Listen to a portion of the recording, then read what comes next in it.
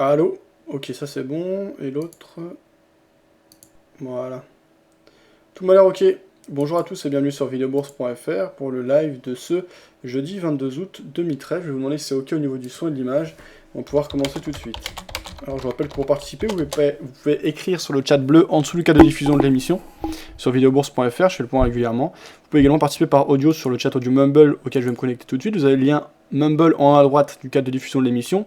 Vous pouvez nous rejoindre facilement par audio, donc rejoindre une petite salle de marché. Bon là cet été c'était assez calme, c'est normal, les gens sont en vacances. On a quand même bien bossé, j'avais ralenti le rythme, j'avais fait que le soir parce que du coup j'en ai profité pour beaucoup bosser sur le site et sur des projets parce que c'est une question d'organisation aussi tout ça. Et voilà, donc rien de spécial et rien d'autre à indiquer, si ce n'est qu'à la rentrée, on va continuer sur le concept. Déjà je vois aujourd'hui il y a beaucoup plus de monde connecté sur le chat audio, ça fait plaisir.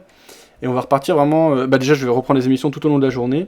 Donc le matin et l'après-midi, également un petit peu le soir, sur les mêmes horaires, 18h, 19h, et l'après-midi, la journée sera donc 9h, 11h30, puis 14h, 17h30, voire 13h30 quand tu auras des news. Donc vraiment, moi je serai là tout au long de la journée. Et au-delà de ça, il y a aussi de nombreux autres traders sur le chat audio avec lesquels vous pouvez parler, monter des projets. Il y a des salles privées, donc si vous voulez, par exemple, s'il y a un gars qui trade de la même manière que vous mettez à l'écart avec lui, etc. Donc tout ça, ça se passe sur le Mumble. Alors justement, bonjour sur le Mumble, comment allez-vous?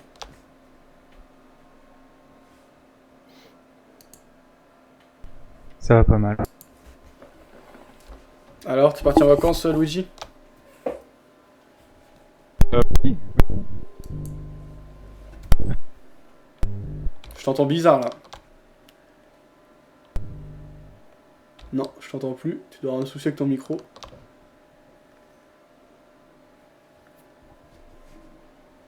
Alors, salut Over, salut Nico qui nous rejoignent sur le chat écrit. Il est 18h11, donc on va continuer jusqu'à Allô? 19h11. Ouais, là c'est bon. Ok, je sais pas, un problème de fil apparemment.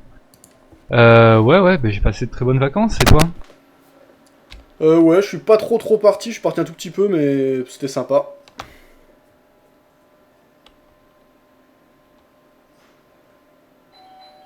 Alors, j'arrive, 2 petites secondes s'il vous plaît. Je reviens.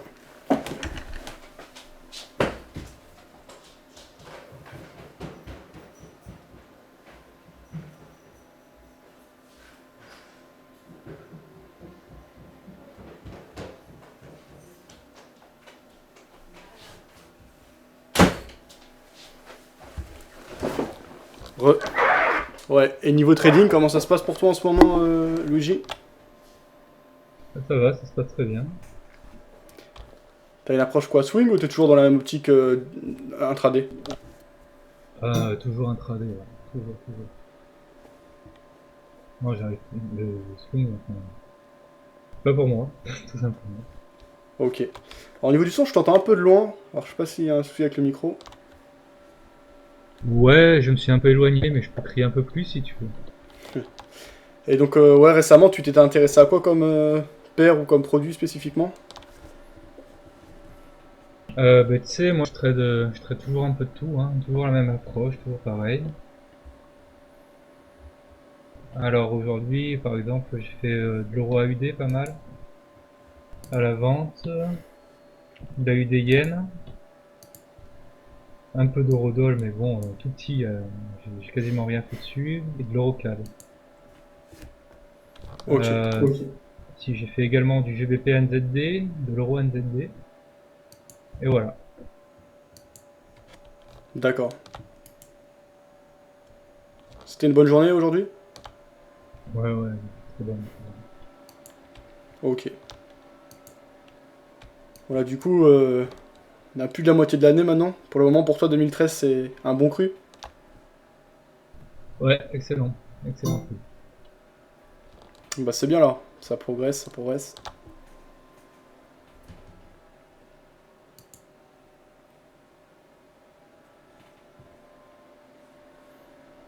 Et toi, comment ça se passe depuis? Bah, c'était quand déjà? Parce que ça fait longtemps maintenant que je t'avais pas vu. Donc, c'était quand? C'était avant les vacances d'été, c'est ça? Oui, on s'est pas vu, oui, bah, je crois que je suis pas venu depuis avril ou mai, hein, je crois, par là, hein. Ok. Bah, là, pour le moment, j'ai arrêté le réel parce que je viens d'acheter un appartement en fait. Donc j'ai mis de l'apport, etc. Donc là, j'ai plus de capital à allouer au trading. Et je vais repasser en réel, je pense, d'ici octobre-novembre. Et en attendant, là, j'ai géré un compte démo chez ActiveTrade assez sérieusement depuis le 24 juin. Les résultats sont intéressants, c'est pas des grosses progressions, mais le Dradon est vraiment bien maîtrisé. Et voilà, enfin en tout cas, il y a toutes les positions que tu peux suivre. Je vais te mettre le lien si ça t'intéresse. Ouais, c'est toujours la même approche que t'as. Parce que, alors, je m'étais arrêté en fait au niveau de l'approche. C'était, tu prenais que des impulsions. C'est ça, ouais. Là, je prends que les impulsions. Alors par contre, c'est devenu un peu plus moyen long terme, parce que comme je l'ai fait pendant l'été, en fait, cet été, j'ai pris un autre rythme au niveau de l'organisation du site. Je travaillais sur le site toute la journée et je faisais les émissions le soir, comme là, de 18h à 19h. Et donc, je fais pas vraiment de day trading. Et du coup, là, je faisais plutôt du swing. Et pour l'instant, ça marche bien, mais c'est toujours la même logique, effectivement. Donc, j'attends d'avoir. Enfin, déjà, je privilégie les tendances clairement établies. À l'intérieur de ces tendances, j'essaie de privilégier les impulsions fortes et dans le sens de la tendance de fond. À ce moment-là, je prends une position et si ça se passe bien, j'attends que l'impulsion ralentisse ou qu'on ait des amorces d'essoufflement ou de retournement pour prendre le bénéfice. Et si ça se passe mal, je coupe en trois fois. D'accord. Et ouais, donc c'est la même approche. Mais du coup, en fait, ton outil, elle a complètement changé parce que tu étais sur le 1 minute. Là, je suis sur du journalier, oui, donc c'est sûr que c'est différent. T'es toujours sur le 1 minute? Le journalier, sur du journalier. Là. Ah, sur le journal. Ah oui, donc complètement différent. Ouais, mais c'est pas mal, hein. Ouais, mais et les retracements, en fait, ça, ça va. Comment tu les gères, quoi, les retracements? C'est surtout ça. Ouais, Par bah il y exemple, en a. ouais, Après, tu sais, dans une journée, par exemple, ça peut faire plus 100 pips et ça peut retracer bien 80 avant de repartir. ouais, bah là hier, comme il y a eu le FOMC, ça avait pas mal bougé. Tu vois, au niveau de mon équité, hier j'étais à. Donc j'ai un compte de 10 000 euros de base. Là, le compte est à 10 505 euros au niveau de la balance et 10 484 euros au niveau de l'équité. Et hier, sur l'ensemble des positions, comme ça a bien bougé après les minutes du FOMC, je suis monté à plus 200. Et là, actuellement, je suis à moins 20 euros sur l'ensemble des positions ouvertes. Donc, oui, c'est clair que ça fait du mouvement. Après, voilà, l'idée de base, c'est. Enfin, voilà, bah, tu l'as compris, c'est un que je la précise. Mais là, du coup, comme c'est du swing, il n'y a pas beaucoup de positions. Comme tu vas voir, il n'y a eu que 18 positions qui ont été clôturées depuis le 24 juin, donc c'est pas énorme. Le facteur de Ah oui, profit pour le moment d'accord. est de 2,07, un drawdown maximal de 5,54%. Et le profit en termes de pourcentage, bah, comme je t'ai dit, 10 505 euros de balance et 10 497 euros d'équité. Donc, Excellent. Et donc, en réel, tu penses garder la même approche ou revenir un peu sur un... je sais pas, non, franchement, je peux pas dire, je vais garder ça ou ça. Déjà, j'ai pas mal de projets assez importants, mais du côté du site, en fait, il y a des choses qui se développent, donc là, c'est à part. Et de toute façon, là, si je fais quelque chose en réel, ce sera toujours avec des petits capitaux, donc je réfléchirai, je vais voir, mais je sais de pas me précipiter à faire n'importe quoi et à bien réfléchir. Il y a beaucoup de choses intéressantes et notamment récemment, je me suis intéressé parce que tu vois sur le site de MQL5, là, donc la communauté. Enfin, toi, je crois pas que tu utilises MetaTrader de toute façon, mais. Non. D'accord, mais MQL5, donc c'est le site de la communauté utilisant MetaTrader, et notamment MetaTrader 5. Et là, ils se sont mis aux fournisseurs de signaux. Donc c'est-à-dire que désormais, on peut fournir les signaux et suivre des gens, etc. On peut payer un abonnement mensuel, etc. Il y en a qui sont pas très chers. Et le système est vraiment bien fait. Donc c'est vraiment très transparent, etc. pour voir les résultats des gens. Tu as accès au broker, etc. de la personne. Donc tu vois tout de suite si c'est un broker sérieux ou pas. Bon, je trouve ça vraiment simple d'utilisation. Et il y a des choses vraiment intéressantes. Donc quoi qu'il arrive, moi je continuerai le manuel, l'étude des marchés, etc. Parce qu'on peut comprendre les mécanismes. Mais après, si je vois un gars qui sur le long terme, après un test, etc., a d'excellents résultats avec un drawdown maîtrisé, j'aurais pas du tout de honte à mettre mon argent sous gestion, quitte à payer 30 dollars par mois, si c'est pour avoir des signaux excellents. Parce que franchement, il y en a, c'est assez remarquable sur plusieurs années. Et je vois pas où pourrait être la fraude ou quoi que ce soit. Donc Ok. voilà, voilà. Mais pourquoi pas après, pourquoi pas le faire en réel, hein, tant que si c'est vraiment profitable, etc. Pourquoi pas, hein, c'est que un facteur de profit de plus de 2, une progression régulière avec un faible drawdown, voilà, c'est tout ce qu'on demande à une stratégie a priori. absolument.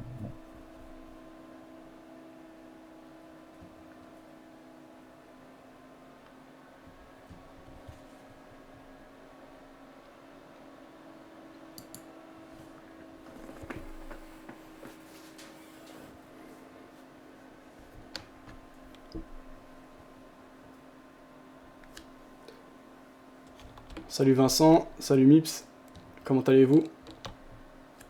Ça va. Salut. Ça a tradé aujourd'hui? Oui, on continue sur la UDUSD, quoi. T'as Ça utilisé pour ma part. l'Expert Advisor?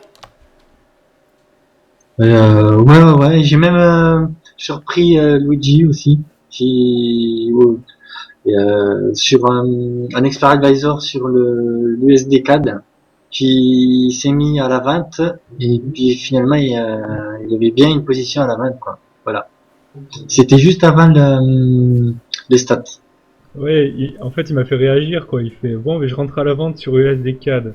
Tu vois, l'USD CAD venait de taper, venait de casser sa résistance horizontale. Donc, il était sur les sommets, on était en train d'avaler tous les stops. Et c'était 15 minutes avant la stat, quoi. Il rentre à la vente sur les plus hauts. Ouais. Et finalement, il a Bah, pris les plus hauts? Bah, quasiment. Attends, là, j'ai pas regardé où ça en était, l'USD CAD, mais. Bah c'est bien, t'as pris combien Mips? Ah non, mais je pense qu'il y a position était toujours ouverte là, donc faut voir. De toute façon, c'est le compte démo avec un panel étoffé d'experts advisors là. Ah, ben, on fait de nouveau plus haut, là, sur l'USD CAD, donc. Donc là, Voilà. c'est un peu cuit. En tout cas, ouais, je trouve, enfin, quand il m'a annoncé ça, tu vois, je me suis dit, au départ, je croyais que c'était, il faisait l'expert advisor en fait en réel, et je me suis dit, mais il est un peu fou quand même, parce que, Non, parce que cet expert advisor là, il utilise le croisement MACD, du momentum et quoi d'autre, Luigi? alors, il y avait RSI, Momentum, MACD, il y avait les paraboliques, et donc en fait, tu vois, dans tout ça, il est stochastique. Et tu vois, moi, j'étais assez étonné en fait qu'ils prennent une contre-tendance, cette EA, parce que pour la plupart, à part les stochastiques, donc qui sont très utiles pour les ranges, comme tu sais, Fab, les autres c'est plutôt des suivis de tendance.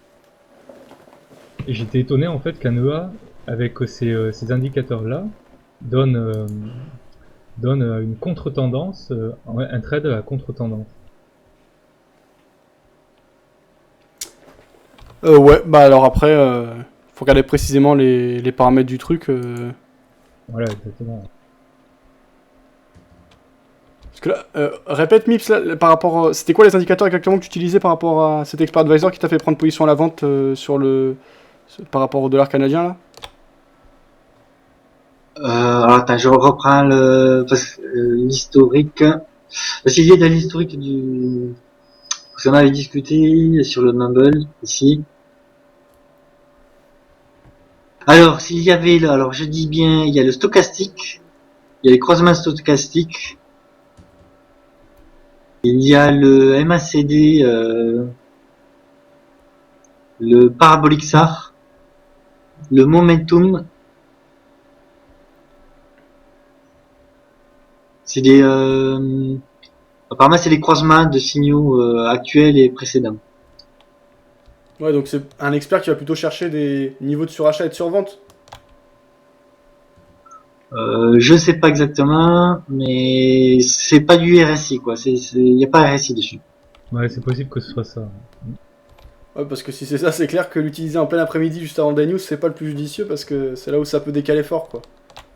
Ouais, exactement. Voilà exactement le code avec tous les signaux utilisés. Ok, merci.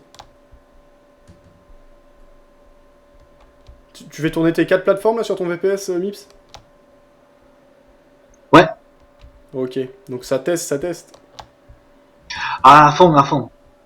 Ok, bah en plus c'est bien, on peut suivre ça facilement, t'as mis les liens là vers le site MQL5. Oui, voilà. Et dès que j'en aurai d'autres, j'en rajouterai. Ok, merci, bah, je vais partager ça également pour ceux qui participent via le chat écrit sur Vidéo Bourse.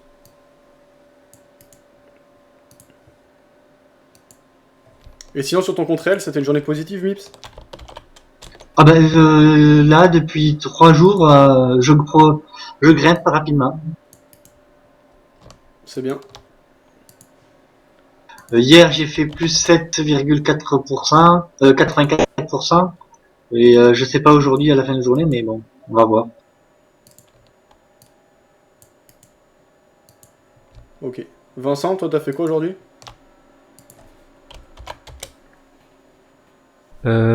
J'ai fait deux trois petits tests sur la plateforme Saxo en fait, sur des options. Donc j'ai tenté une option no touch sur l'euro-dollar. Échéance 2 septembre 2013. Ok. Toi, t'as l'habitude de les trader les options ou tu t'entraînes en découvrant? Les options classiques, oui, là c'était du binaire, donc je voulais voir un peu comment ça fonctionnait. Bon, apparemment, là c'est un strike à un 31,50. Donc on va voir ce que ça va donner. Je pense que ça les touchera pas le 2 septembre, donc ça devrait être bon. Ok. Et donc là, si tu veux te rémunérer, il va falloir attendre le 2 septembre qu'on ne touche pas ce niveau. Et là, tu peux encaisser. Mais je crois que tu peux aussi encaisser avant, en coupant, et la revendre plus cher ton option, c'est ça? Ouais, tu peux terminer, hein, tu peux clôturer ta position avant, mais le problème c'est que le spread est très large. Donc c'est pas forcément intéressant. Et si t'arrives à échéance, il n'y a pas le spread? Non, la côté, enfin l'option disparaît, tu payes pas le spread. Non. Tu encaisses Ta le prime? strike. Ouais, enfin non, la prime c'est ce que tu payes, donc là la prime il y a déduit, mais ils appellent ça, je sais plus comment ils appellent ce truc là. Euh, euh,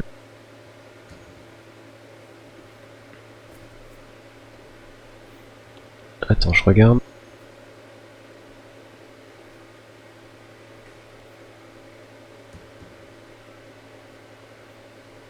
Ils appellent ça tout simplement le montant en fait. Donc D'accord. tu prends le montant que tu, entre guillemets, que tu paries, et tu retires le montant de ta prime, et t'as ton gain net en fait. D'accord. Alors là, en l'occurrence, est-ce que tu peux m'expliquer, toi, ta position, comment elle se fait? Tu dis, c'est quoi le seuil que tu dois pas toucher là sur l'euro-doll? 1,31,50 avant le 2 septembre 2013. D'accord, 1,3150. Et donc, si on ne touche pas d'ici le 2 septembre, t'encaisses combien? Pour combien investi? Alors donc le montant était de 210. J'ai fait donc eux ils avaient un pourcentage de chance de 80. Je l'avais à 86,01% à tout à l'heure, et donc ça me faisait une prime de 180 € à peu près à payer. Donc là le gain, si à échéance de septembre, ça sera 210 moins 180. Donc ça fait 30 € à peu près. Ouais. Donc là, ouais, si on compare à du ratio, en fait, ouais, là, t'as un petit gain pour un beaucoup plus gros risque. Oui, Mais avec une forte probabilité de réussite. voilà. Ouais. Pourquoi pas? Ça peut être intéressant. Moi, j'ai testé un peu là dernièrement les options chez Saxo.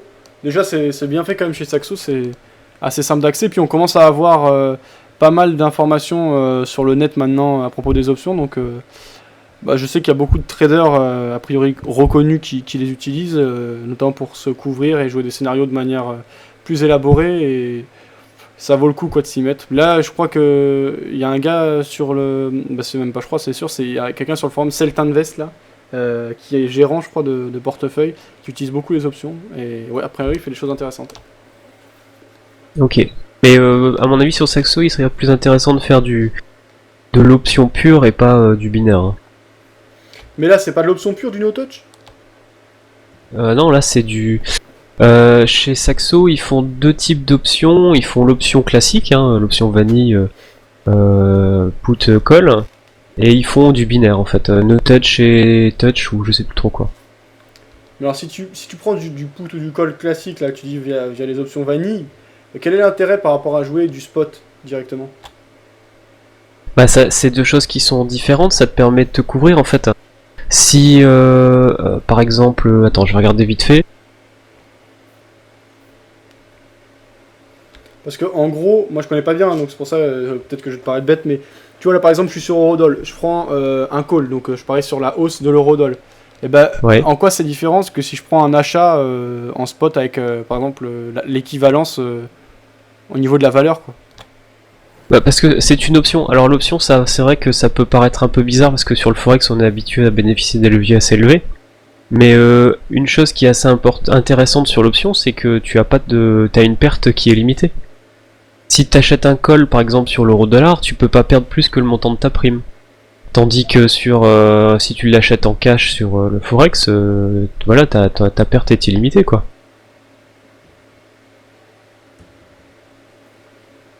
Ouais, d'accord, donc ça c'est déjà un bel argument, effectivement, oui.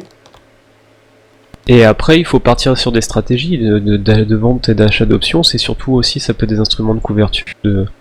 Après, tu peux faire de la spéculation, mais il faut faire des montages d'options particuliers. D'accord, ok. Toi, Luigi, c'est quelque chose que tu utilises, ces options, ou pas du tout? Ah, on t'entend plus, Luigi. Non, pas le son de ton micro, je t'entends pas. Allô, allô. Ouais, là c'est bon.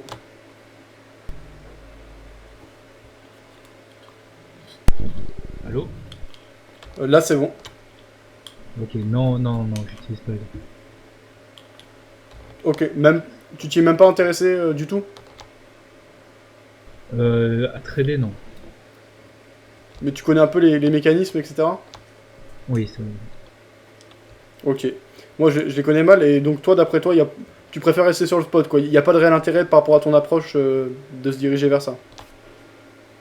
Ce qui est intéressant, en fait, ce serait c'est de les vendre, les options. C'est de pouvoir, justement, encaisser la prime à chaque fois. Mais moi, j'ai toujours peur du pépin, en fait, tu vois, dans ce genre de marché. J'ai peur d'un décalage, d'un fort décalage, de quelque chose comme ça, et que tu te retrouves sous l'eau. Donc c'est tout, hein, c'est juste, j'ai pas envie de me rajouter ce risque-là. Ok. Bon. Alors bonjour aux autres qui sont là sur le chat audio. Salut Liva, je sais pas s'il est là, Liva. Salut Nostra. Et Tremla, je crois que c'est la première fois que je te... Tremla, pardon. Je crois que c'est la première fois que je te vois ici, donc bah, bienvenue à toi si t'es nouveau. Et n'hésite pas à parler si t'as des questions ou quoi que ce soit. Alors, on va regarder nos positions. On va les classer par profit. Déjà, on va jeter un coup d'œil à l'or. De quoi? Il me semble qu'ils sont partis là déjà. Ok.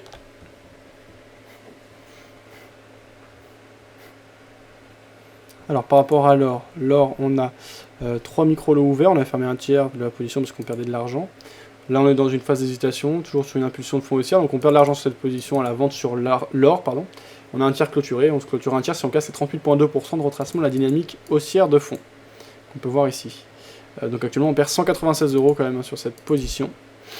Alors on enchaîne avec le dollar face à la livre turque, sur lequel on a fermé un tiers de la position hier. Ici on a cassé les précédents plus hauts, pour le moment on continue à accélérer. Donc on perd de l'argent toujours pour le moment. On va voir ce que ça donne par la suite. Si le mouvement d'impulsion se poursuit, en tout cas ça joue contre nous actuellement. On a un second tiers qu'on pourrait sortir assez rapidement. L'avantage qu'on a c'est que le swap joue dans l'autre sens, mais pour le moment ça reste une position clairement négative. Moins 174 € sur la position encore ouverte. Alors, Euro GBP. On a une position d'un mini-lot qu'on a pris à la vente hier, non, ou avant-hier, je ne me rappelle plus, hier ou avant-hier, à 0,8521, on va aller voir ça.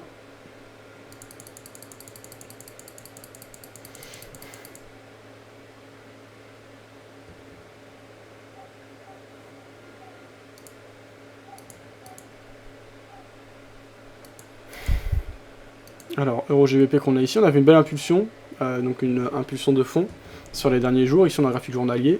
Hier, une belle impulsion baissière, mais ce jour, un gros mouvement de hausse. Donc pour sortir assez rapidement au premier tiers de la position, actuellement on perd 57,06 € et on a 18 centimes de swap positif. Alors, autre position perdante, le pétrole, pareil qu'on a pris hier. Pour le moment, les positions prises hier jouent contre nous, mais c'est comme ça, c'est le marché. Donc on avait 3 bougies d'impulsion intéressantes sur le pétrole. Ce jour, on a des acheteurs qui reviennent un peu. Donc là j'essaie de me sortir assez rapidement du pétrole parce que finalement, bah voilà, l'impulsion était belle mais on reste dans une zone qui a été peu travaillée. Donc si elle se poursuivait ça pouvait être intéressant, c'est pour ça que j'ai pris le risque. Là ça se calme, si je vois qu'on a l'occasion de sortir avec un petit gain, je prendrai parce que on n'est pas dans une tendance de fond clairement établie, on n'a pas de vraie impulsion. Si on a une vraie impulsion mais qui commence à se tarir, donc c'est pas l'idéal. Alors 26,93€ de perte sur le VIX. Bon, le VIX c'est la position un peu spécifique, c'est une position qu'on gère de manière un peu à part parce qu'il n'y a pas de sortie en plusieurs fois, il y a un objectif aussi grand que le stop loss. Donc le VIX, voilà, on est rentré ici à l'achat. Bon, en vérité notre point d'entrée initial était un peu plus bas mais avec l'échéance on a dû réouvrir. On avait déjà réalisé un petit gain sur une première partie du trade, tant mieux. Acheteur, notre stop est loin, notre objectif est loin et je parie toujours sur une phase de correction aux États-Unis, donc pour le moment pas de soucis. Alors, on enchaîne avec le CAC 40, qu'on avait vendu il y a 2-3 jours maintenant. On avait une belle impulsion, 3 belles impulsions baissières et ce jour on a une englobante haussière, donc pas évident. La dynamique de fond reste haussière et pour le moment cette tendance n'est pas du tout remise en question malgré les 3 jours de baisse consécutive. On est en position, si on doit casser les précédents plus haut on sortira un tiers de position et ça continuera. Là si je vois après qu'on commence à tergiverser, je ne serai pas à prendre mon bénéfice si on a un petit gain, parce qu'on n'est pas en impulsion, on est quand même contre tendance donc faut pas être trop gourmand. Voilà, donc ça il s'agissait des positions perdantes. Maintenant les positions gagnantes, alors on a l'euro-dollar, qu'on va aller voir de ce pas. L'euro-dollar, alors. Euro-dollar qu'on a ici en journalier. On a une dynamique de fond haussière, c'est sympa. On avait une belle impulsion haussière, une phase de correction, un espèce de pullback. Hein, tout de même, on a cassé par le haut un triangle moyen-long terme. Je vais laisser courir parce que on est toujours porté par la dynamique. On est sorti par le haut. Salut Luigi, salut Mips qui nous a quitté tout à l'heure. On est toujours porté par la dynamique de fond, on a cassé le triangle par le haut, on voit que les vendeurs n'arrivent pas à prendre en main le marché, donc je laisse courir cette position acheteuse sur l'euro-dollar, on perd 59 centimes de swap négatif. NZD-CHF, plus 58€, alors là le bémol c'est le swap qui joue clairement contre nous avec moins 2,47€. On va aller jeter un coup d'œil à nos paires relatives au NZD, donc NZD-CHF, très belle impulsion, attention parce qu'on arrive dans la partie basse de la zone de consolidation dans laquelle on évolue depuis le mois de juin. Maintenant on est encore en impulsion, ce jour on ralentit un peu, si demain on ralentit encore je prendrai le bénéf. Par contre, pour le moment c'est trop tôt pour moi pour prendre le bénéf, il y a une toute petite bougie comparée à l'impulsion et à la volatilité des jours précédents, c'est pas utile, enfin c'est trop tôt pour sortir éventuellement. Alors, on enchaîne avec l'Eurocad, l'Eurocad qui nous a fait perdre de l'argent dans un premier temps, on avait fermé un tiers et ça s'est bien retourné, d'où l'avantage d'être dans le sens de la tendance, parce que là on a clairement été soutenu par la tendance, on va aller voir ce trade plus concrètement.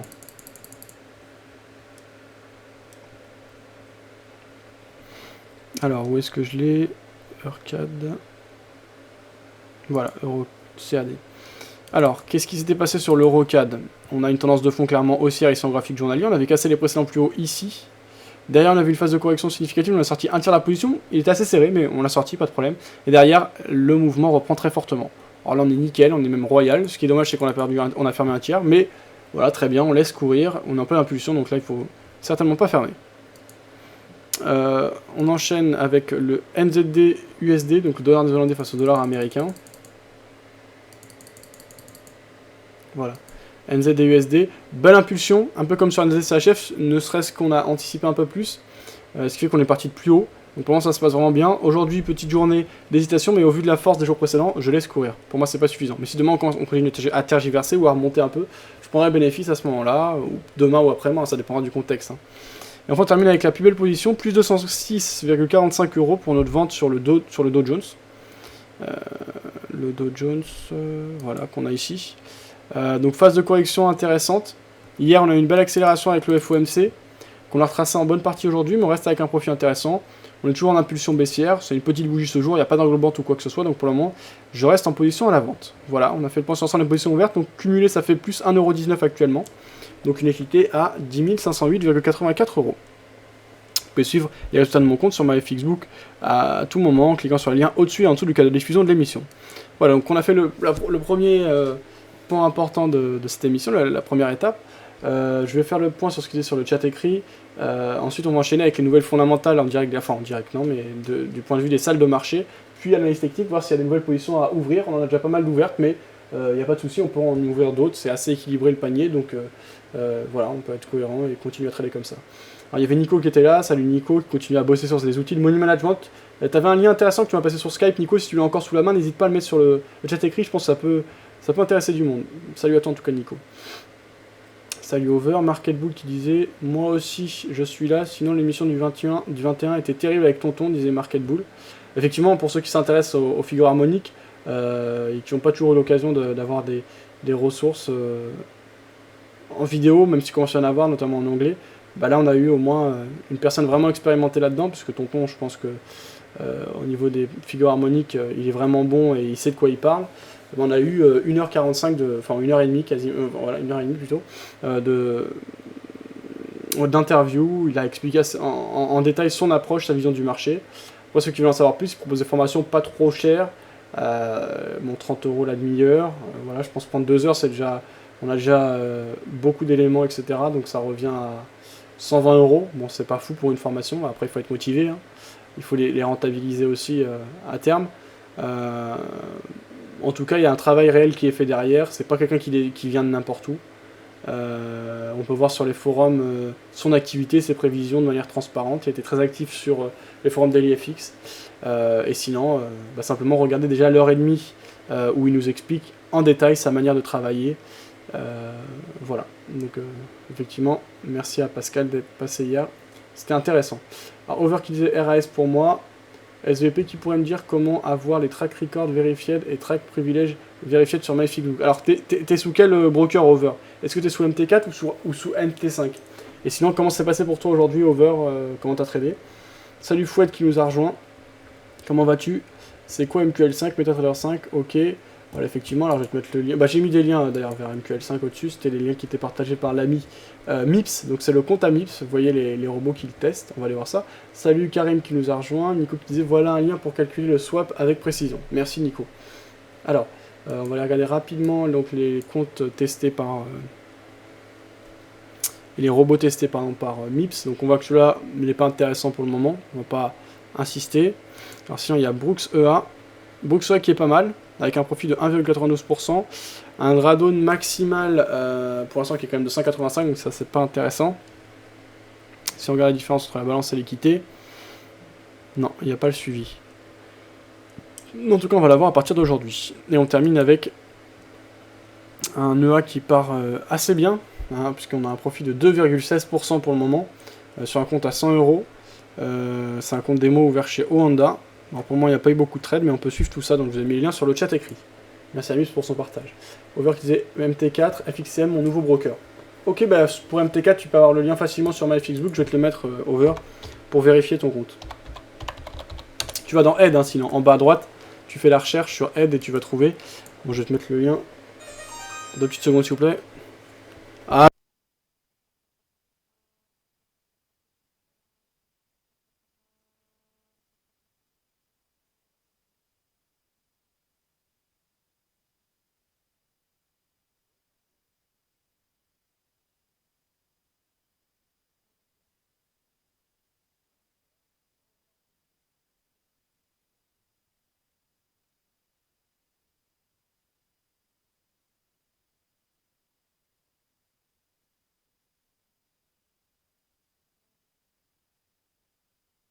Alors, désolé. Donc ouais, je regarde en même temps, vérification de mes enregistrements, vérification de mes privilèges. Donc tu as les deux liens, tu vois. Là, ils sont surlignés, donc je te mets le lien vers la page d'aide de MyFixbook. Et je te laisse regarder. Si tu as des questions, n'hésite pas à les préciser. Voilà. Ça on avait vu. Ok. Alors, on enchaîne avec romandie.com. On va aller voir les dépêches en direct des salles de marché.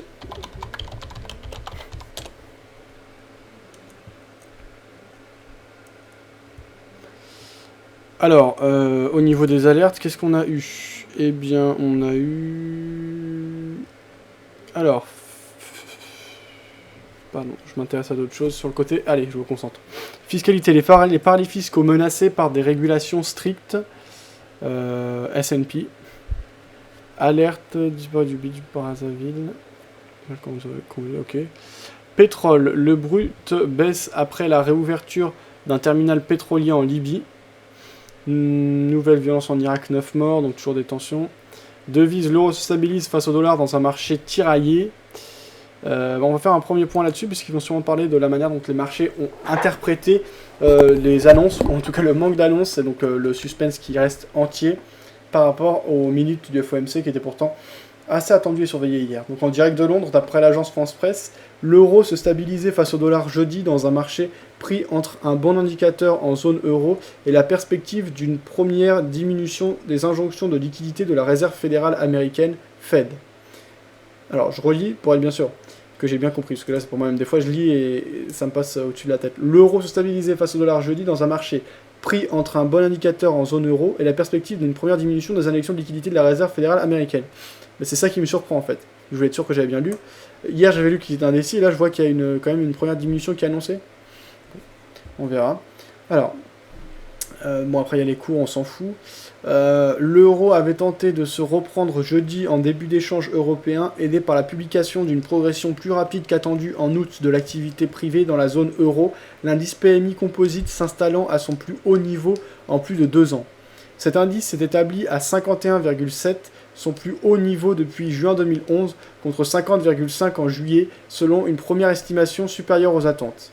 À nouveau, l'Allemagne n'a pas déçu, grâce à des données montrant un rythme de croissance de l'activité de plus en plus rapide en 7 mois, commentait Anita Paluch, analyste chez Gecko Markets. Cette vigueur de l'activité en zone euro, et notamment dans la première économie de la région, qu'est l'Allemagne, était de nature à alimenter les espoirs des cambistes de voir la reprise économique se concrétiser au sein de l'union monétaire. Mais le dollar restait de son côté revigoré par la publication mercredi des minutes de la dernière réunion du comité politique monétaire de la Fed, donc le FOMC. Selon ce document, quelques membres de ce comité ont suggéré qu'il serait bientôt temps de ralentir le rythme des achats d'actifs menés par la Fed, tandis que d'autres recommandaient encore d'être patients. Si la Banque centrale américaine commence à réduire petit à petit ses injections de liquidités qui s'élèvent actuellement à 85 milliards de dollars par mois, le dollar devrait s'apprécier car ces injections ont notamment pour effet de diluer la valeur du billet vert. Selon David Song, tiens c'est un asiatique là qu'on voit souvent sur DailyFX, mais pas DailyFX France, sur DailyFX aux États-Unis. Analyse chez DailyFX, le dollar devrait ainsi être soutenu dans les semaines précédant la prochaine réunion de la Banque centrale les 17 et 18 septembre. Les cambistes digéraient jeudi l'annonce d'un rebond conforme aux attentes des nouvelles inscriptions aux allocations chômage lors de la semaine achevée le 17 août avec le dépôt de 336 000 demandes, soit 4% de plus que la semaine précédente. Les spéculations sur la Fed et les mouvements du dollar continuaient également d'ébranler les devises des pays émergents, à l'image de la roupie indienne, tombée jeudi à un nouveau plus bas historique, à 65,56 roupies pour 1 dollar, malgré des injections de liquidités sur le marché de la Banque centrale indienne. Voilà donc ce qu'on pouvait dire. Il y a peut-être des choses très intéressantes à faire, mais je ne sais pas comment trader la roupie indienne. Je ne connais même pas le nom de la devise, le code. Mais si vous l'avez, n'hésitez pas, on peut aller jeter un coup d'œil. Ce serait des trucs intéressants à faire. Je ne connais pas le spread, mais s'il y a tant de volatilité, on peut réfléchir à des stratégies intéressantes. Pardon, excusez-moi. Alors, on enchaîne. Ça, on avait vu. Bon, en Europe, légère tension des taux allemands et français après la Fed. Voilà, on voit donc qu'on commence à se préparer un ralentissement, donc les actifs à risque vont un peu se contracter, on peut avoir des retournements de ce côté-là, on verra ce qu'il en est.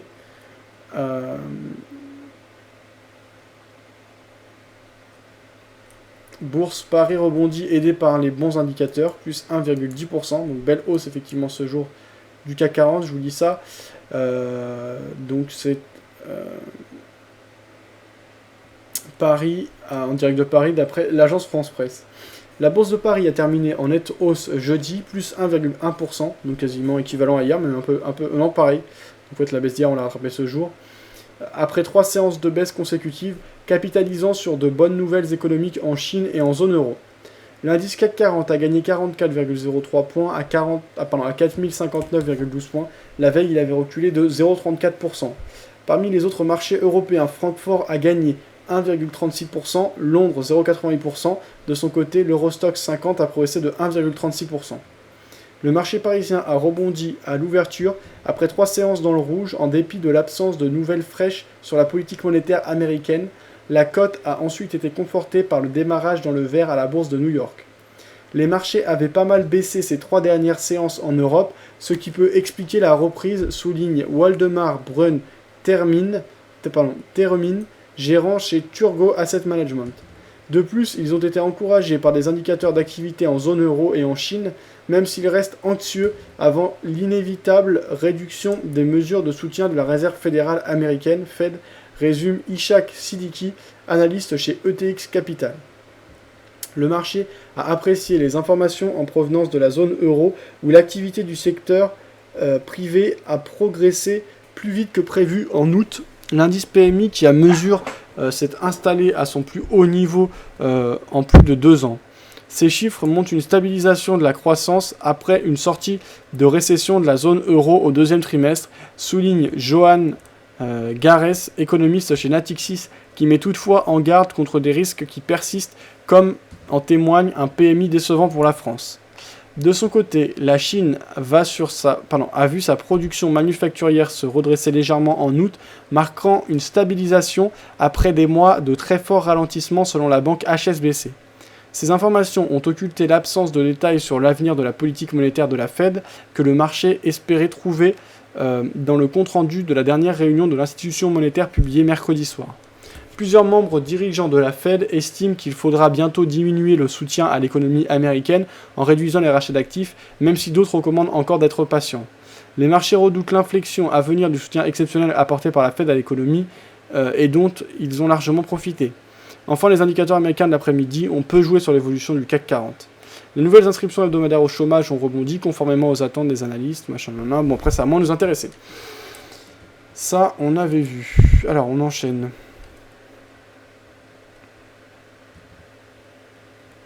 Ça bouge en Syrie, toujours de la tension. Remaniement ministériel avec 6 nouveaux ministres.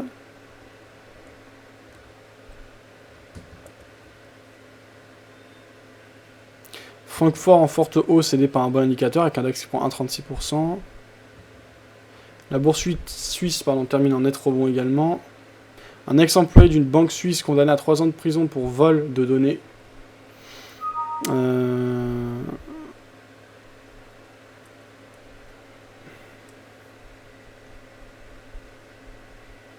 Londres, le FTSE profite de bon indice PMI chinois en clôture.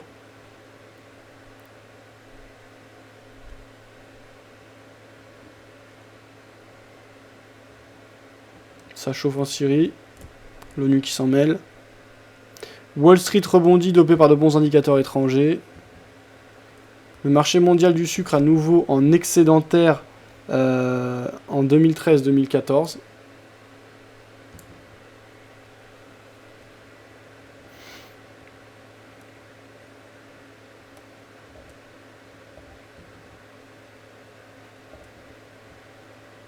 Non, après ça va être moins intéressant. Donc voilà les grosses nouvelles. Alors on fait un tour du côté des chiffres macroéconomiques qui sont tombés ce jour et ceux qu'on a à attendre demain pour savoir dans quel contexte on est. On aura fini le travail de fond, c'est-à-dire le travail fondamental. On pourra passer au travail technique et repérer des opportunités éventuelles. Si vous voulez repérer des configurations particulièrement intéressantes, sachant que moi ce que je recherche particulièrement c'est la volatilité, les fortes tendances et les grosses impulsions, n'hésitez pas à me l'indiquer. Alors cette nuit par rapport au CNI c'est quoi? C'est la Chine ou je sais plus. HSBC, Flash Manufacturier, donc ils sont tombés à 50.1 au lieu de 48.3. Je crois que c'est la Chine, oui. Par rapport à l'euro, on a eu des chiffres manufacturiers PMI moins bons qu'attendus. Meilleur chiffre pour l'Allemagne en revanche. 14h30 par rapport au dollar canadien et par rapport à l'économie canadienne, on a eu les ventes au détail qui sont tombées à moins 0,8%. Et on a eu les chiffres du chômage à 14h30 également, qui sont tombés à 336 000 au lieu de 329 000 attendus, les chiffres précédents étant à 323 000. Voilà, donc ça c'était plutôt mauvais, ce qu'on a eu cet après-midi. Pas grand chose de plus à signaler. Il y a un sommet à Jackson Hole aux États-Unis. On en a parlé hier, c'était surtout hier qu'on attendait ce qu'elle allait se dire. Donc là, ça s'est réglé. GBP, demain à 10h30, on a une nouvelle par rapport à l'économie britannique, les estimations du PIB, seconde estimation du PIB. À 14h30, on aura l'indice Core CPI, donc de CPI, c'est quoi déjà? C'est pas la production, c'est la consommation, voilà. Indice de consommation canadien à 14h30. Et à 16h, on aura les ventes de maisons neuves aux États-Unis. Donc demain après-midi, moi je serai pas là parce que je vais faire une interview à l'exposition sur l'économie à la Cité des Sciences. Mais en l'occurrence, là, j'interviewerai pas quelqu'un en rapport avec la Cité des Sciences, j'interviewerai Caroline, je ne me rappelle plus son nom de famille, mais je vais vous mettre le lien vers son blog qui est Psychotrade, qui est spécialiste, en tout cas qui se spécialise sur la psychologie en matière de trading. Elle a une expérience d'une décennie sur les marchés. C'est une tradeuse amatrice mais positive depuis plusieurs années, au mois le mois. Donc ça va être intéressant d'avoir son témoignage, ses avis. Donc ça se fera dans le cadre de cette exposition. Je vous laisser le lien vers l'exposition et j'irai refaire l'interview là-bas, mais cette fois pour interviewer la personne qui, comment on appelle ça, j'en sais plus, mais le chef de l'exposition, quoi, la personne qui a monté cette exposition, etc. Ils ont reçu des économistes assez connus, donc ce sera une autre dimension que le trading qu'on a l'habitude de voir, mais pourquoi pas, hein, finalement, il y a déjà énormément de contenu au niveau de ce qu'on a filmé jusqu'à maintenant, etc. L'économie, enfin quand on trade, je veux dire, on peut ne pas être intéressé par l'économie, mais en tout cas ne pas s'y intéresser à fond, ne pas être à fond, non, c'est ce que je voulais dire, mais on est obligé de s'y intéresser, d'avoir des points de vue macroéconomiques intéressants. Si j'ai l'opportunité d'avoir des échanges intéressants de ce côté-là, j'hésiterai pas à y aller, même si ça peut paraître s'éloigner un peu du trading à destination des particuliers et du trading actif comme on le fait. C'est très important à terme, et ça va plutôt intéresser, c'est sûr, ceux qui traitent depuis plusieurs mois, voire plusieurs années, que ceux qui sont vraiment dans le très court terme, qui ont déjà beaucoup de choses à apprendre, il y a déjà beaucoup de choses plus concrètes, mais ça, c'est bien sûr, évidemment, indispensable d'avoir les avis d'experts, en tout cas de personnes qui ont de grosses expériences d'économie, pour avoir des visions globales, faire des prévisions et réfléchir à des stratégies long terme cohérentes ou à des manières de gérer son argent cohérentes. Donc ça, ce sera intéressant. Voilà, je vais en profiter pour mettre le lien vers cette exposition. Je vais ouvrir un sujet sur le forum avec le lien vers le site dédié à l'exposition. Donc je vais vous mettre le lien vers le sujet du forum et vous débrouillerez si ça vous intéresse. Vous pouvez aller voir ça. Moi, je suis allé la voir déjà, l'exposition à Paris. Elle est sympa, c'est pas non plus la folie pour des traders comme nous, parce que on n'y apprend rien de phénoménal. Ceci dit, c'est une exposition qui est faite de manière intéressante, avec des photos des différentes crises notamment, pour se rendre compte de comment ça évolue aussi, la manière dont on vit les crises, etc. Il y a pas mal de jouets ou de jeux, pas de jouets, mais oui, il y a un peu les deux d'ailleurs. Parce que c'est vraiment très ludique, parce que je pense que c'est fait aussi pour intéresser peut-être les ados. Je crois que ça va être 14 ans l'exposition. Eh bien, non, c'est bien expliqué, c'est sympa, c'est concret, ça c'est important aussi. Il y a des trucs avec des micro-trottoirs. Non, franchement, c'est intéressant. Alors après, y aller exprès pour ça, bon, pourquoi pas, c'est toujours une sortie.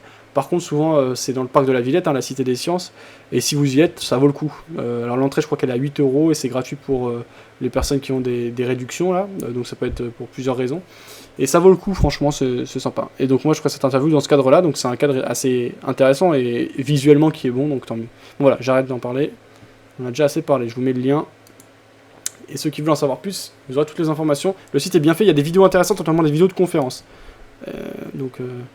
Voilà. C'est la Cité des Sciences, c'est quand même... C'est pas un boui-boui, quoi, qui organise ça. Ça vaut toujours le coup. Voilà.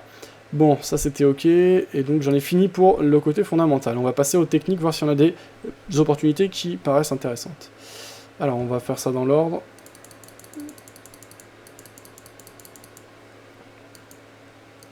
Dollar-yen. Dollar-yen... Ouais, et juste, je finis parce que j'ai ça en tête. Par rapport à la Cité des Sciences, si vous allez voir cette exposition, je sais pas si vous connaissez, mais la Cité des Sciences, en fait, c'est immense. Et vous avez beaucoup d'expositions sur les sujets différents. C'est pour ça que si vous êtes un week-end, par exemple, vous prenez l'entrée, c'est 8 €, mais pour toute la Cité des Sciences et de l'industrie. Donc il y a juste un petit secteur, c'est les expositions temporaires, qui est dédié à l'économie. Voilà. Bon, je vous ai mis le lien, vous avez toutes les infos de toute façon.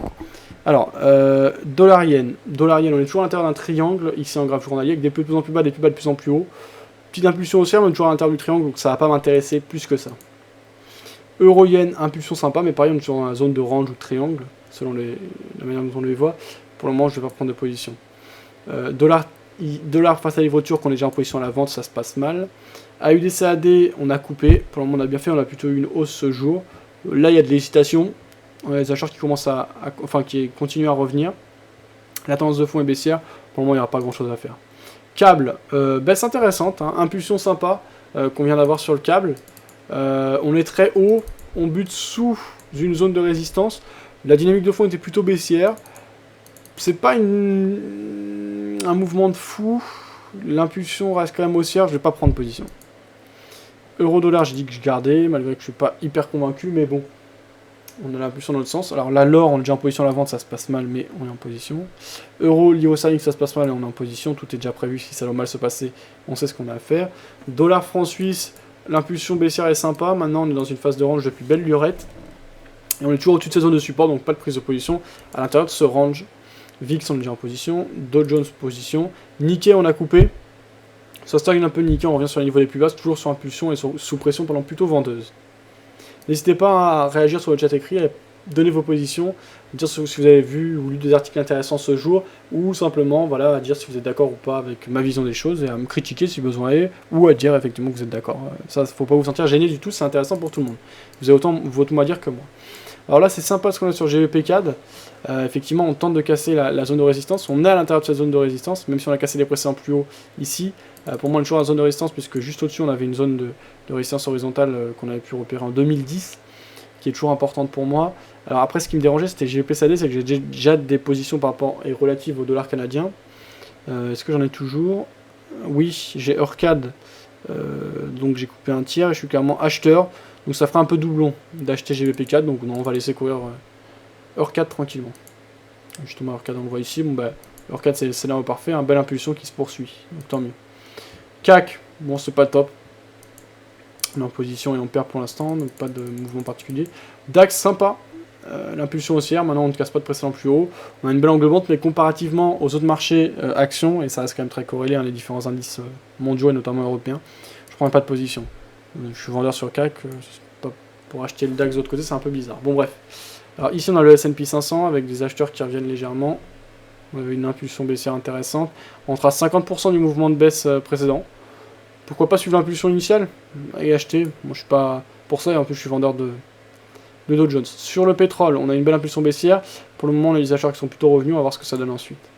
NZD CHF, une baisse.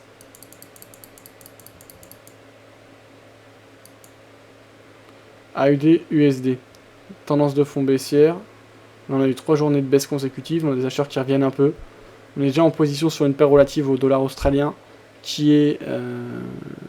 Ah bah non, en fait j'ai dit des bêtises, on n'est plus en position. On en avait mais on a coupé. Donc non, pourquoi pas. Mais c'est pas palpitant parce qu'on a eu les 3 jours consécutifs de baisse, donc à la limite il aurait fallu shorter hier. Alors même si finalement, si on shortait aujourd'hui on partirait de plus haut, et bah c'est pas le cas, c'est pas le moment. Euro franc suisse, on a des acheteurs qui reviennent légèrement. Pas grand chose à signaler. Je traite plutôt les impulsions, mais là c'est pas une impulsion, c'est juste un tout petit mouvement. Donc pas de position sur l'euro franc suisse. USD CAD, alors hier j'étais tenté. Ce que j'ai retenu c'est que j'avais déjà une position sur le relatif au dollar canadien. C'est un peu la même chose ce jour. C'est bon, j'ai de EURCAD, ça se passe bien donc on laisse. NZD USD on est déjà vendeur, ça se passe très bien, on laisse. AUD GPY pas intéressant pour moi parce que tendance de fond baissière elle me signale plutôt haussier mais encore c'est pas très intéressant. Et AUD non plus pas très intéressant. Alors si vous avez des paires particulières n'hésitez pas à l'indiquer. Je vais ouvrir mes graphiques et puis sinon bah, ce jour ce sera une journée où il n'y aura pas de position, ni fermée ni ouverte. Et ça arrive, il n'y a pas de problème. On laisse courir, on a déjà fait beaucoup de travail puisqu'on a 1, 2, 3, 4, 5, 6, 7, 8, 9, 10, 11 positions ouvertes. Donc l'idée c'est pas d'ouvrir la position tous les jours, hein, ou d'en fermer tous les jours, c'est de gagner de l'argent. On est déjà largement exposé, dans le sens comme dans l'autre, donc c'est assez équilibré, mais voilà, ça sert à rien de vouloir en faire trop, juste histoire d'en faire. Alors l'argent avait l'air de pas mal bouger ces derniers temps, je vais le regarder, même s'il est assez proche de l'or en général. On va aller jeter un coup d'œil un peu spécifique. Sur le CAC, il y avait Nico qui avait repéré un gap. Est-ce que tu vas le jouer ce gap, et si oui, comment Nico? Alors ici sur l'argent, tendance de fond baissière, plus de plus en plus bas, plus bas, de plus en plus bas. Très bon retour des acheteurs ces derniers temps. Ils ont même plutôt été bons par rapport à l'or. Ils sont revenus de manière encore plus agressive. Donc si on prend l'ensemble du mouvement de baisse en journalier, on est encore en dessous de 23.6, donc la dynamique de fond n'est absolument pas remise en question. Si on trace la résistance oblique baissière, on en est encore loin. Donc ça par contre ça plaît pas trop pour nous. Alors à plus court terme, si on trace la résistance oblique baissière de ces derniers mois, et non pas des dernières années, on l'a cassé. Donc on n'est quand même pas dans un climat ou dans un secteur idéal pour vendre. L'impulsion est toujours assez forte à la hausse. Si on veut prendre ce rebond, pourquoi pas? Pourquoi pas? Si on a des convictions baissières. J'ai déjà la position à la vente sur l'or, donc ça fera un peu doublon. Donc pour le moment, je vais pas prendre position.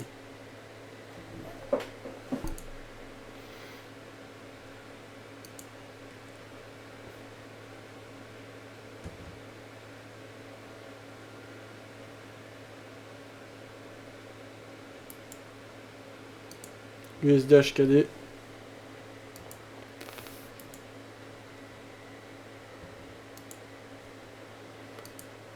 USD HKD, impulsion sympa. Et on reste encore assez bas. Ah, ça m'intéresse ça. Parce qu'on aura un gros swap positif. Le bémol, c'est le spread important, mais ça sera une position pour garder assez longtemps, donc je vais me laisser tenter. Donc je vais prendre un mini lot à l'achat sur USD HKD. Et là, l'avantage, c'est que je vais avoir un swap positif important. Donc le temps va jouer dans mon sens, et ça, c'est un point positif. Alors, stop loss, donc je prends une position de 0.1. On va apparaître ici. Alors je crois que le spread est assez... Enfin, le pip là est assez faible du coup. Puisque je suis rentré à 0,75 61. Et j'ai été... Enfin non, on cote 1,75,56 et j'ai seulement une perte de 44 centimes. Donc ça me fait que mon point là vaut vraiment pas grand chose. Donc je vais recharger. Je vais prendre 0,4 lots au total. Voilà. Alors là sur USD HKD, qu'est-ce qu'on a? On va établir la stratégie. Alors c'était Phil qui en parlait pas mal, je crois qu'il est pas là en ce moment, Phil il doit être en vacances ou je sais pas, ou il vient pas, simplement. Si on se met en journalier ici, ou même en hebdo, on va se mettre en journalier. Alors en fait on a un seuil qui est protégé pas par une banque centrale mais par des banques commerciales, mais il y a un conglomérat et c'est vraiment tenu depuis des années. On a un recul jusqu'à 2009 et si on prendra un autre graphique on le fera peut-être, on va le faire, oui. Il est protégé vraiment depuis très longtemps. C'est un seuil qui descend jusqu'à 7,74. On va le regarder sur du plus long terme. Là, vous voyez, on est rentré là. Je joue un peu de la même manière que je pourrais jouer l'euro-franc suisse. Avec l'avantage supplémentaire que j'ai un très bon taux d'intérêt dans mon sens, ce qui n'est pas le cas de l'euro-franc suisse. Je crois qu'on a un taux quand même positif, mais pas énorme sur l'euro-franc suisse. Alors que là, c'est vraiment important. Donc on va aller voir ça. Voilà. Alors. USD HKD. Je regarde les graphiques, voilà, sur Yahoo Finance. On va avoir un bon historique.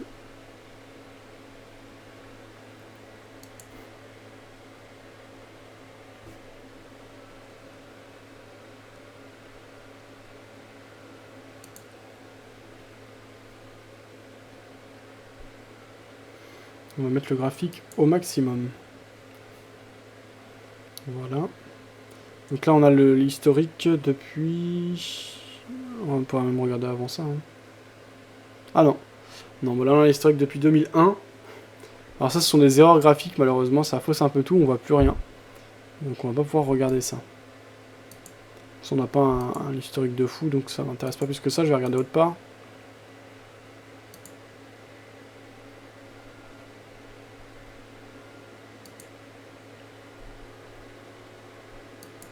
Non.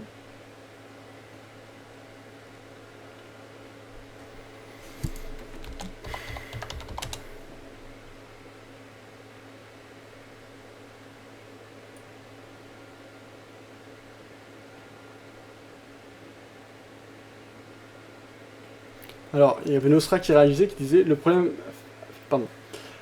avec le HKD, c'est qu'il te bloque une grosse somme pour que ça bouge. Tu prends un lot, il faut une semaine pour gagner un peu. Oui, alors par contre, le swap a l'air intéressant. Donc là, j'ai pris 0,4 lots. On verra comment ça se passe, mais pour lui, c'est intéressant. Et puis, ça peut aussi bouger. Voilà, c'est aussi une sécurité, c'est-à-dire que ça te bloque certes une part de ta balance, mais bon, de l'autre, on a quand même accès à un gros levier, donc c'est pas un gros problème, une part de ta marge en tout cas, voilà. Mais bah voilà, ça te fait du rendement régulier, et puis ça te fait du rendement régulier avec un petit swap qui rentre tout le temps, et si tu as une grosse position, tant mieux. Et tu es juste au-dessus d'un seuil qui est protégé par un conglomérat de banques, c'est quand même pas mal, hein. C'est quand même un vrai avantage par rapport au marché. Bon, on va pas aller beaucoup plus loin que 5 ans, c'est pas grave. Ici, donc si on prend... Ouais, mais 5 ans, c'est pas beaucoup, putain. Ah, je voudrais un très gros graphique, moi. Sur USD HKD.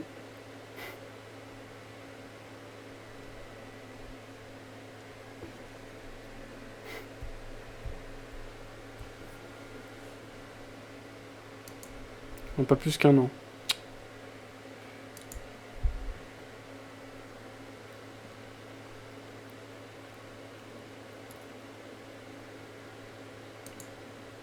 Et sur Bloomberg.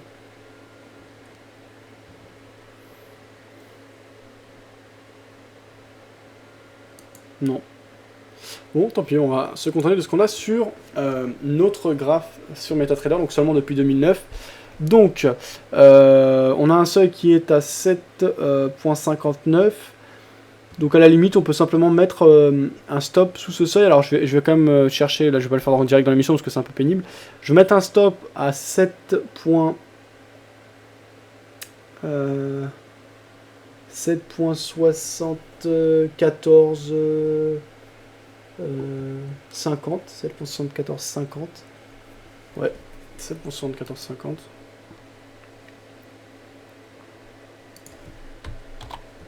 Donc je vais mettre un stop sous la partie basse, donc la zone de support qui est protégée par un conglomérat de banques commerciales. Il y a Adrien Raymond qui en parle pas mal, d'ailleurs c'est marrant, il se connecte au même moment sur Skype, mais c'est une coïncidence. Bref, et on pourrait lui demander son avis là-dessus.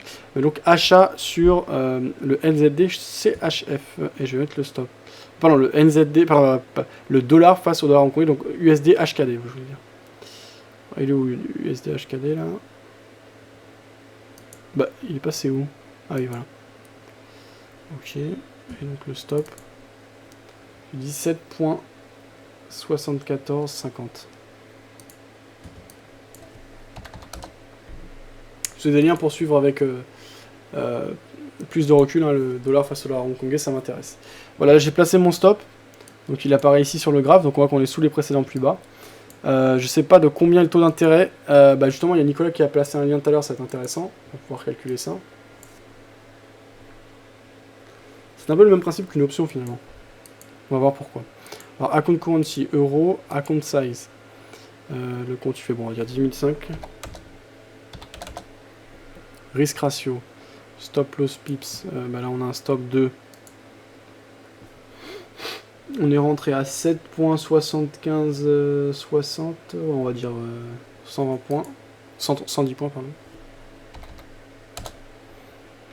Paire dollar face au dollar hongkongais.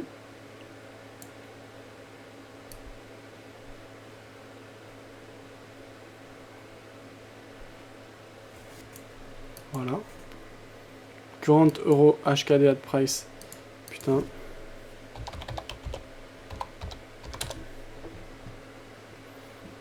Voilà.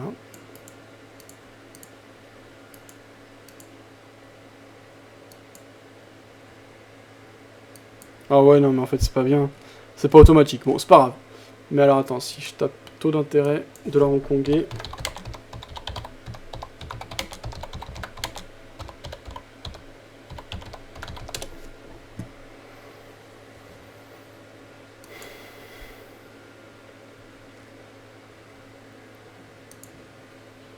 Est-ce que tu le connais, Nostra, le taux d'intérêt du dollar hongkongais?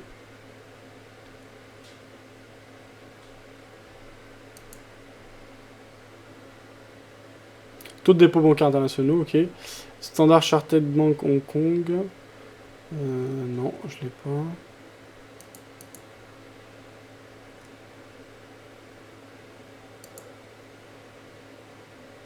C'est en bas. En bas de quoi? Ah oui, mais non, oui, je suis con. Oui, oui, non, mais en fait, je vais directement sur MetaTrader. Je me prends la tête pour rien, là. Voir. Voilà, USD HKD. Ah oui, d'accord, détail. Ok, voilà. Bid of, voilà, ask, prix bas. Ah bah non, il n'y a pas le taux d'intérêt. Bah si, spread, chiffre, niveau des stops, le contrat d'avise. Marge, SKD, trade, exécution au marché. Valide jusqu'à l'annulation, pardon. Volume minimal 0,01, volume maximal 50. Pas de volume. Type de swap en points. Voilà, swap positif de 1,6 en points. Voilà, donc chaque soir, je prends 1,6 pips de profit. Et swap de position. Ah ouais, ils sont ouf. Par contre, ils se rémunèrent à mort Active Trades hein, sur les swaps. Parce que moins 4,70 en swap négatif, mais seulement plus 1,6 en swap positif. Là, il y a des brokers qui proposent meilleur. Mais bon, ça fera toujours 1,6 pips tous les soirs. Donc ne serait-ce que chaque semaine, avec cette position. Je prendrai rien qu'avec le swap 1,6 x 5, on doit être dans l'ordre de 8 points à peu près. Donc 8 points par semaine, 5 fois 1,6. Donc ça c'est 8 points chaque semaine de sûr. Combien même les cours aillent contre moi. Donc ça c'est ma petite prime. Et en plus de ça, si ça va dans mon sens, eh ben, je prendrai de l'argent. Donc le temps joue clairement dans mon sens. On n'est pas loin d'un support et d'une zone basse qui est maintenue et sauvegardée depuis très longtemps, des années, voire même plus d'une décennie. Il faudrait avoir un historique suffisant. Je le préparerai pour une prochaine émission et Adrien Raymond serait bien de l'avoir pour nous en parler. Ou Phil, par un conglomérat de banques industrielles. Donc là, si ça se passe mal et que si on doit casser justement ce seuil des 7.7459, j'ai mon stop à 7.7450. C'est possible qu'il y ait un trou, mais à ce moment-là, donc il y a un gap, donc je ne serai pas exécuté exactement à ce prix-là, plus bas, mais quoi qu'il en soit, il y a un risque relativement faible, juste au-dessus d'une zone clairement protégée, le temps joue pour moi, et si on monte, bah, tant mieux, je prendrai un bénéfice. Donc c'est une position qui propose un risque assez faible, un potentiel intéressant, et le temps joue pour moi. Donc là je suis assez content de cette position, c'est assez spécifique, un peu comme sur le VIX, mais il faut aussi aller sur d'autres types de stratégies, pas rester bloqué sur une seule chose. Quand il y a des bonnes opportunités et qu'on sait comment les jouer, il faut aller chercher ce qu'il y a à prendre. Voilà, il est déjà 19h16, donc on a fait plus que le temps de l'émission. Ça, on avait vu.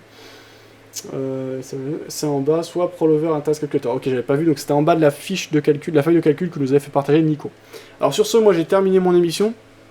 Donc il va être l'heure de vous laisser. On a fait notre boulot. Donc c'est-à-dire, quel est le boulot que je fais quotidiennement. Donc premièrement, je vérifie si j'ai des positions à fermer parmi mes positions ouvertes. Ensuite, je vais m'informer fondamentalement. Ensuite, je regarde les chiffres macroéconomiques qui sont tombés ce jour et qui tombent le lendemain. Ensuite, je regarde techniquement et de manière chartiste et de manière de l'évolution des cours s'il y a des opportunités intéressantes pour rentrer sur le marché. Je protège et j'applique un management strict et je reste discipliné. Ce qui est fait ici. Donc toutes les règles ont été respectées. On a fini le travail. Tant mieux. Je vais aller demander sur Mumble. Ouais, sur Mumble, est-ce qu'il y en a qui voulaient demander des choses, qui avaient des sujets que vous vouliez aborder ? S'il n'y a rien, je vais vous copier-coller. Mips avait copié un bout de son code pour vous montrer les indicateurs utilisés par son EA. Je vous laisse le lien. Je vous laisse pendant justement les outils utilisés par l'expert dont on parlait en début d'émission. Alors s'il n'y a rien d'autre à dire, je vais juste regarder sur YouTube. J'aime bien terminer moi par un petit complément, un point de vue externe, etc. En ce moment, les blogueurs sont un peu tous en vacances. En tout cas, sont pas actifs, mais oui, ils doivent être en vacances. Eh bien, on va regarder sur YouTube ce qu'il y a d'intéressant.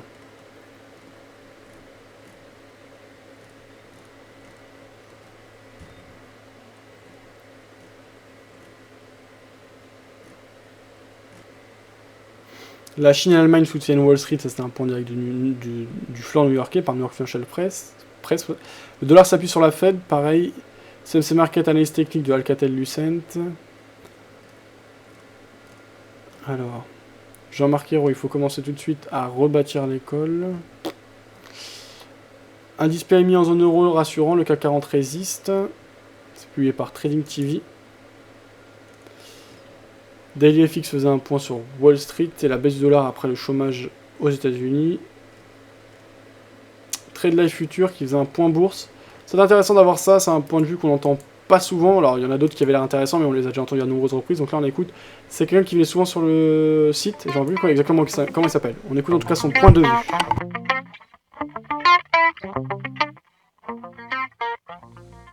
Bonjour à tous, on est le jeudi 22 août, on vient d'avoir la parution du chômage américain, donc qui est sorti mauvais. Alors c'est pas très étonnant quand Martin Prescott vous dit qu'on est dans un marché qui est complètement manipulé, je pense qu'on peut le croire. Donc hier, compte rendu de la Fed, Monsieur Bernanke annonce qu'il ne voudrait pas continuer le rachat, en tout cas la relance, le plan de relance. Et bien sûr aujourd'hui, on a un chômage qui sort moins bon que prévu, donc ce qui pourrait bien sûr faire penser qu'on pourrait repartir dans des relances un petit peu plus longtemps. Donc suite à ça, on a un dollar index qui part à la baisse et on a donc l'or et les devises. Je vous ai mis dollar australien en 30 minutes, l'or en 30 minutes, la livre sterling qui a bien baissé hier, donc qui est en train de se reprendre un petit peu, mais elle est pour l'instant coincée sous sa petite jaune ici. Donc on va surveiller déjà ce niveau à peu près qui correspond donc au Bollinger ici en 30 minutes. Et on va regarder ce qui se passe. Donc ça fait 10 minutes que la news est parue. Donc là on est sous résistance pour l'or. On va regarder un peu dans le marché du Forex. Donc on a un AUD qui a bien relancé. Le NZD, on va le regarder à plus court terme. Le NZD qui a bien baissé là, c'est tentant. Mais bon. Hop.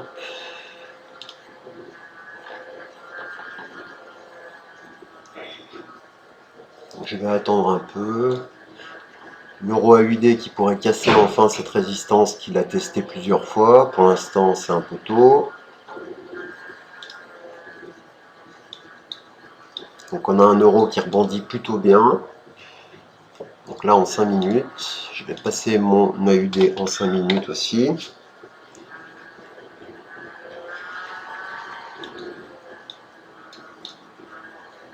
On a un Dow, donc le Dow Jones, vous surveillerez, donc là on est sur le sommet du nuage en 30 minutes, aux alentours de 15 900 points, et donc c'est une résistance qui a stoppé les cours depuis ce matin en fait, on l'a touché plusieurs fois, c'est jamais passé, et là pour le moment, on dirait qu'on commence à le passer, et on a un retracement donc de 50% de cette baisse là, qui est donc qui est bien sympathique.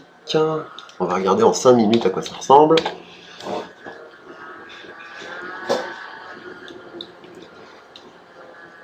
Donc on pourrait peut-être voir ce qui se passe ici.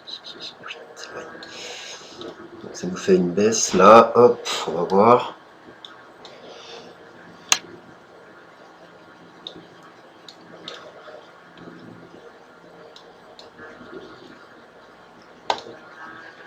Ça n'a pas non plus été aussi volatile que prévu. Je m'attendais à ce que ça remue un peu plus.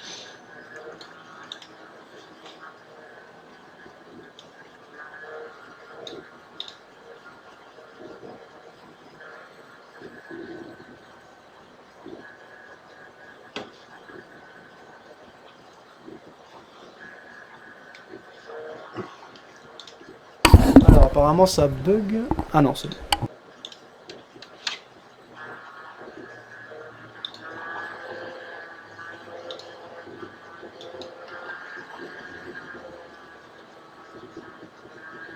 Tiens, regardons le CAC 40. Le CAC 40 continue sa petite route. On peut éventuellement rajouter la moyenne à 20 périodes, ou le Bollinger, tiens. On arrive bientôt donc sur la moyenne à 20 périodes, ça peut se surveiller.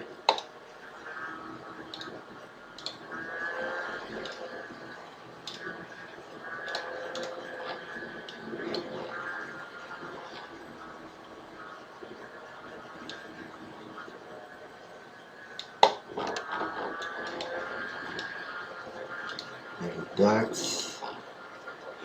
Le DAX, j'ai vu une divergence baissière du RSI 4 heures. Donc elle n'est pas validée pour le moment.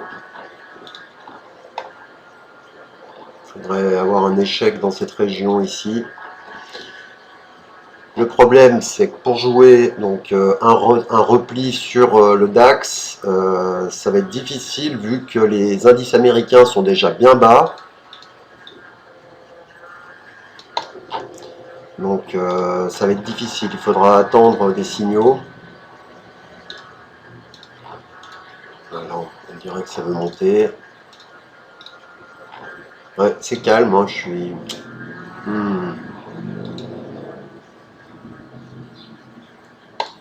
Ouais, je vais attendre un peu. Je vais attendre un peu.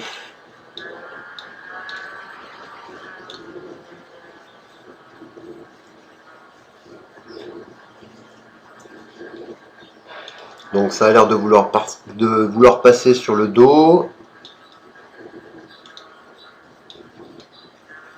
Dollar australien, il semble vouloir repartir vers la résistance.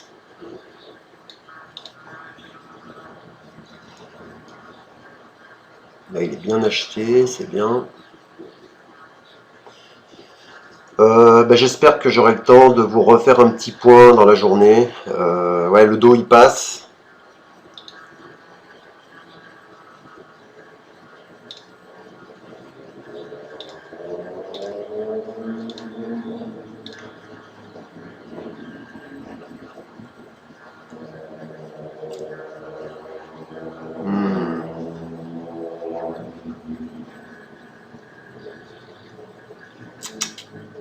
Ah, je vais attendre. Je préfère attendre. Je vais attendre, mais... Donc, qu'est-ce qu'on a d'autre en news aujourd'hui? Donc, à 15 heures, donc maintenant, là, dans 15 minutes, vous avez donc le manufacturier PMI. Et donc, toute la journée aujourd'hui, vous aviez le sommet de Jackson Hole et il y a un discours du Trésor ce soir. Voilà, donc j'essaierai de refaire un point dans la journée. Et puis a priori, le dollar est en baisse, donc cherchez des achats sur les actifs risqués. Voilà, à plus. Bye. Voilà donc la méthode de travail de ce trader auprès de Trading Live Future. Je vais vous mettre le lien vers son blog, vers son site. C'est donc quelqu'un qui venait parce que je me rappelle, il a suivi la formation de Martin Prescott, vous savez, de chez Moneymaker Edge, pour ceux qui connaissent un peu. C'est un Canadien, un Québécois, oui, un Canadien, je crois, et qui, je pense que le Québec, c'est le Canada, qui travaille sérieusement sur les futurs, etc. Et donc, cette personne avait suivi ça. Mais par contre, il n'a pas mis le lien, alors c'est tradelivefuture.com, voilà. Tradelivefutures, merde. Futures.com, .com. Alors, tradelivefuture.com.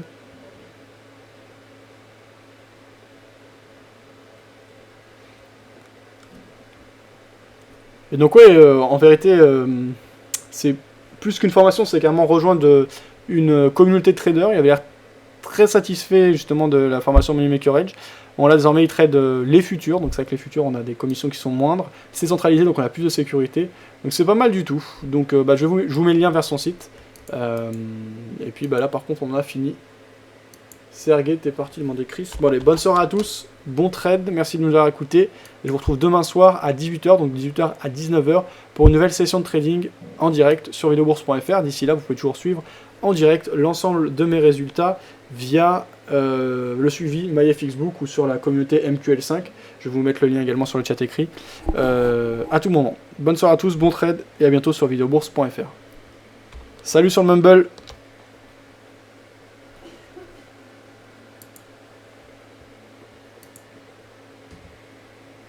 Alors sur Mumble, est-ce qu'il y avait des choses que j'avais pas lues par contre? Ça on avait mis, par contre je reste pas. A plus AUD, USD, ça cartonne, Xenips. Le facteur. Alors même si Fab, j'ai créé des fichiers sur MQL5, ah oui c'est excellent ça. Ok bah voilà, je vous ai mis le lien. Ok.